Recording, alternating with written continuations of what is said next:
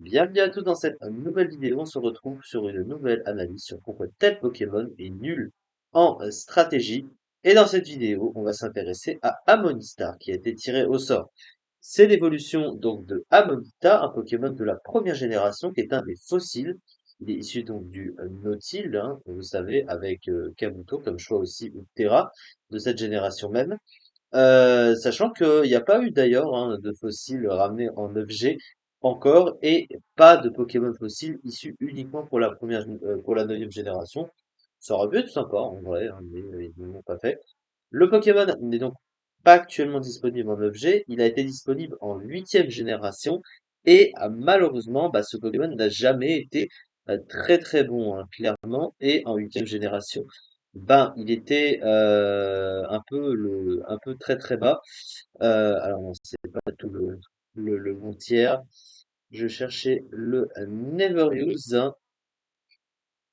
C'est ici que je cherchais.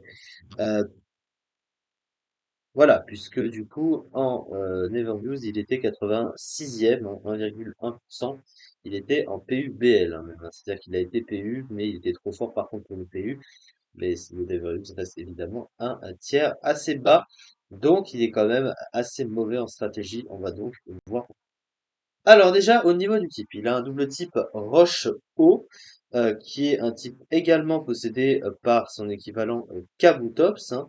C'est un type qu'on retrouve également avec Torgamore, qui lui aussi est un mauvais Pokémon de stratégie, malheureusement.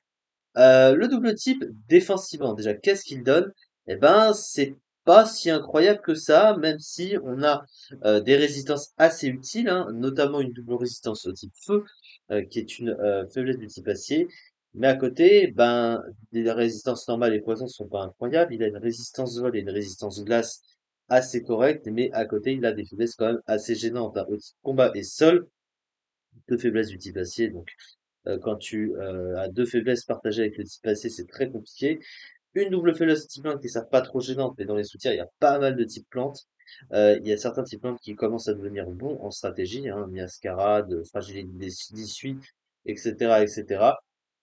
Et une faiblesse électrique très gênante aussi, donc il a quand même défensivement des problèmes au niveau des faiblesses. Offensivement, en revanche, Roche et Eau, ça fonctionne extrêmement bien. C'est un des meilleurs combos offensifs du jeu, hein, d'ailleurs, hein. Même aujourd'hui, hein, même aujourd'hui, il y a que 23 Pokémon dans le jeu qui restent au combo de stab, hein, vous voyez. Et il est super efficace sur 438 Pokémon. Donc en vrai, c'est plutôt pas dégueulasse hein, comme double type offensivement. Eau et Roche, c'est vraiment des trucs qui vont assez bien ensemble. Alors ensuite, au niveau des talents de ce Pokémon, il en possède trois. Le premier talent, c'est Glissade, qui lui permet de doubler sa vitesse sous la pluie, assez pratique pour un Pokémon qui a seulement 55 de vitesse. Le problème, c'est qu'il a le reste de ses stats, notamment la défense spéciale, qui est assez mauvaise. Donc il a beaucoup de mal, même avec Glissade, à se passer sur des Pokémon qui vont taper sur le spécial et qui peuvent lui faire très mal. Mais Glissade reste un talent assez intéressant. Coq-Armure, qui mise le Pokémon au coup critique, donc c'est pas vraiment intéressant, clairement. Et Armure Rouillée qui fait que quand il est attaqué, il est touché par une attaque de contact, il baisse sa défense d'un cran et augmente sa vitesse de 2 crans.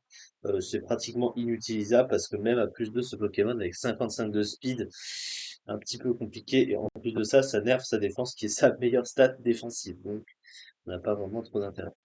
Ensuite, au niveau de ses stats, justement, c'est un Pokémon qui est assez centralisé, comme on peut le constater. Ça fait un petit peu très première génération quasiment, hein. Puisqu'il n'y a rien d'extraordinaire, même s'il y a deux stats qui ressortent. Il a 115 en attaque spéciale, ce qui est relativement correct, même si avec les critères d'aujourd'hui c'est moyen.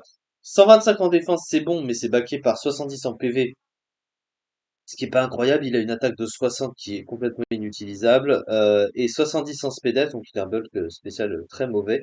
Et surtout, la vitesse de 55 est vraiment très difficile à justifier, sachant qu'il a des faiblesses, on le rappelle, hein, qui sont assez gênantes, hein, et la plupart de ses Pokémon sont, enfin des types qu'il a en faiblesse sont offensifs, et la plupart des Pokémon du jeu vont facilement le dépasser. Donc sans pluie, notamment avec Glissade, et sans autre chose que je vais citer après, eh bien, il va avoir de gros soucis, ne serait-ce que pour se placer, ce setup aussi, et pouvoir faire le taf. Mais pour autant, il a quand même un Bouffou qui est dégueulasse en vrai, hein. Il a surtout accès à la rare capacité de setup que l'on connaît bien sous le nom d'exuviation, qui permet au Pokémon de booster son attaque spéciale et sa vitesse de 2 crans. En échange, il baisse sa défense et sa défense spéciale d'un cran, ce qui donne encore plus de mal pour se placer. Et le problème, c'est que même à +2, ce Pokémon, il est quand même un petit peu lent. Il est quand même dépassé par pas mal de Pokémon défensifs et des Pokémon offensifs surtout. On note que Torterra, hein, qui a obtenu Exuviation aussi, bah même si lui est setup à +2 en vitesse, sachant qu'il a un seul point de plus que Amonistar, il a 56 et évidemment il a le double type plante, sol, les deux types sont super efficaces sur Amonistar, et pourtant, lui aussi à +2, il est dépassé par Landorus Scarf, par exemple, et tout ce qu'il y a au-dessus, donc des météorostés. Donc c'est très compliqué, hein, c'est-à-dire qu'il y a beaucoup de trucs qui vont vraiment le ruiner, donc s'il en revient, évidemment. Ensuite, par contre, bah, il a quand même un coup qui est pas si mauvais que ça. Alors, le gros souci de ce Pokémon, c'est que, eh ben, il a pratiquement un stable inutilisable, en effet, puisque, eh ben, sur le plan du type roche, il n'y a que des attaques physiques utilisables, et malheureusement, bah, il a une attaque physique de merde. Alors après, Exuviation augmente aussi l'attaque, mais c'est pas très rentable de faire ça. Cela étant, il a accès à Météor Beam, hein, quand même, sauf que c'est une attaque et recherche. Après, tu peux toujours utiliser l'herbe de pouvoir, hein, qui permet d'utiliser l'attaque en premier. Sauf que le gros souci, c'est que bah, si en face l'adversaire ramène un Pokémon, te tue, notamment un Pokémon qui tape sur le spécial, bah même si tu te places, bah ça suffira pas. Ça suffira pas forcément. À côté de ça, il a quand même quelques capacités assez utiles. Il a notamment accès à Surf, hein, évidemment en stab, Ébullition, très pratique. Il a aussi accès bah, à Laser Blast, notamment pour être assez court. Pour ce genre de Pokémon, donc plutôt assez pratique pour se placer. Il a aussi accès à Sabotage, notamment. Ouais, pourquoi pas, ça peut être assez utile. Il a aussi accès à Polyroche, mais bon, il a évidemment Exuviation qui lui booste déjà la vitesse. Il a aussi accès à Reflect, ouais, donc on trouve vraiment le genre du Pokémon, mais pourquoi pas. Il faut quand même noter que ce Pokémon a le combo Pico, Piège de Roc, Pic Toxique. Donc il faut quand même noter hein, il peut poser une blinde d'être sur le terrain, sauf que c'est plutôt un Pokémon offensif, pas vraiment un Pokémon de lead. Mais on peut imaginer qu'il puisse s'en servir au moins d'un des trois dans certains cas. Et le problème avec tout ça, eh ben, c'est que il a pas grand-chose finalement, pas tant que ça en tout cas.